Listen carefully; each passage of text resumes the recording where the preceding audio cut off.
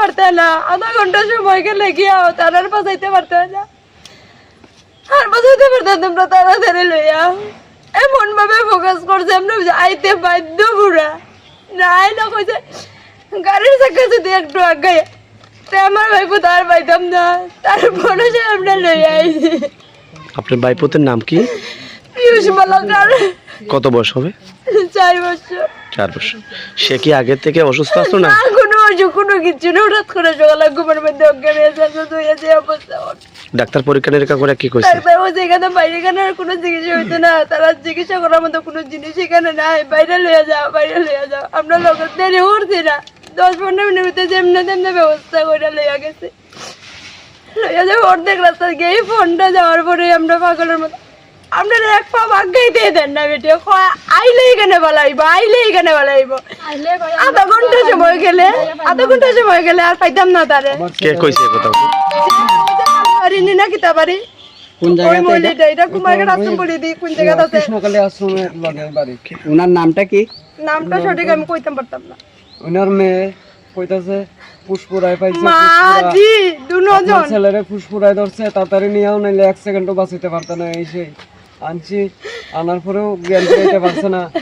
তারপর 2 ঘন্টা 3 ঘন্টা পরে অল্প জ্ঞান ফিরাইছে। সকালবেলা আমারও কয় যখন গেছে তারা আবার অজ্ঞান হয়ে গেছে, আবার লইয়া গেছে ওদের বাড়ি। ওদের বাড়ির দুজনেরই কি মানে ঠাকুরের ধরা রয়েছে? আমি বিশ্বাস করি না এখন তারা মা আমি দুজন ঠাকুরের। তুই মুখ বন্ধ করে আমি কইতাম তো ওনাদের বাড়ির ঠিকানাটা আমাদের কুমারঘাট আশ্রমপল্লী এলাকায়, এলাকার ওই আশেপাশে আছে। আমি ওর অন্ধকারে রাত্রেবেলা আমি নতুন হয়েছি, আমার তারা আগে কইলাম না আগে এই পাড়াত নতুন হয়েছি, রাস্তাঘাট আমরা চিনি না, নতুন কোন দিক থেকে কোন দিকে আমরা গেছি আমরা নিজেও কইতাম পারলাম না। এমন অবস্থা কার মা বাবা চাইবো নিজের সন্তানকে নিজের হাতে হত্যা করতো? কেউ চাইবো নি। সোমবারে অসুস্থ হইছে হে, ওর পরে অসুস্থ হই না, প্রথমে আপনারা কুমারঘাট হাসপাতালে নিছেন, কুমারঘাট হাসপাতাল সেখান থেকে কৈলাসহর থেকে আগরতলা লইয়া যাওয়ার লাগে জীবন যাওয়ার লাগে আমরা রওনা দিছি। অর্ধেক রাস্তা যাইতাম পারছি, আর আধা ঘন্টা 1 ঘন্টা জায়গার রাস্তা রয়েছে। এমন ভাবে আধা ঘন্টা সময় গেলে তোমরা তারা বাঁচাইতে পারতে না। গাড়ি আগাইও না, গাড়ি আগাইলে মারা যাইব।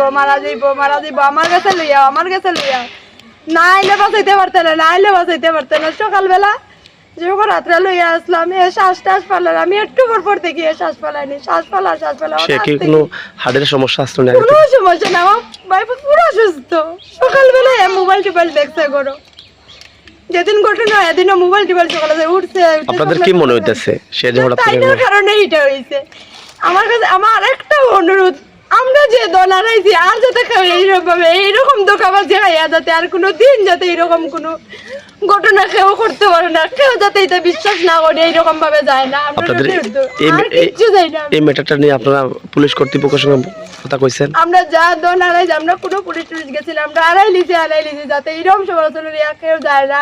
আমরা যখন প্রাণটা চলে যায় তখন ওরা কয় তারা পুষ্পরায় নিয়ে তোর ছেলের প্রাণ আমি রাখছি, আমি তোর ছেলের প্রাণ পরে ফিরাই দিব 6 মাস পরে 3 মাস পরে, এইভাবে কইতাছে। সারা রাত টাকার পরে সকালবেলা যখন দেখছি আমরা যে শ্বাস ফেলাইতে পারে না, শ্বাস ফেলার না, তখন কোয়া যাও। সে মারা গেছে কোটার সময়? 5টা 5:30 কি গতকালকে মঙ্গলবার? আপনারা ওনাদের বাড়িতে কখন নিয়ে গেছিলেন? রাতে 12:30 ঠিক আছে। কি বল